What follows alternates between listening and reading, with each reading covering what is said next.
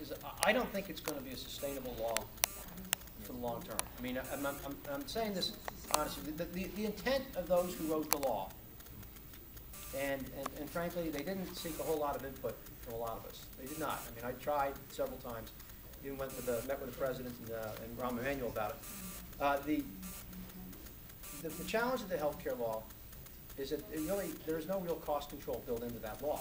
Now, some will argue there is. I would respectfully say there is no real cost control. The purpose of the law, and there's a noble goal here. I mean, the noble goal is to try to provide more coverage for people who need it, because we do have millions of Americans who don't have health care coverage. But by simply expanding coverage without any kind of cost control will give you a system that's going to collapse. I mean, I just don't see how. I don't see how. What's going to? And in Massachusetts, I think, is a pretty good barometer in this case. They have a law where they have individual mandates, employer mandates, universal access, and they essentially what's happening in Massachusetts. They have no cost. They didn't build cost control into their law. The cost of care is going up. The ability of the taxpayer to meet that rising cost is limited. So what's Massachusetts doing? They're cutting back. I mean, they just have to cut these programs back. They're delaying. They're denying. There are a lot of unhappy people. You don't have enough providers up there to care for everybody that's down in the system.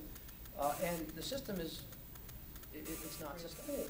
A high-risk pool for those folks. Some of them are going to have to be subsidized. Not everybody with a pre-existing illness needs to be subsidized. Some of them they just need insurance. They could buy it, but they have the capacity to buy it, but no one will sell it to them. So, and there are others who can't afford it at all. So we're going to have to subsidize some of those people in the pools. The pool they created in the law has been inadequate. You know, for all this money spent, there are only about, I think it's a negligible number of people in this state, for example, who have gotten into these pools. And we should be doing better. I mean, for the amount of money spent, it'd be just cheaper to buy people policies than to create the type of pool they did. So we're going to, and there's a way to use a reinsurance model to help those folks. So we have to deal with this on the cost angle. Over half of the uninsured in this country are under the age of 35, many of whom are insurable, and they need to get into lower premium, higher deductible policies married to a catastrophic coverage. That's where we need to get people into.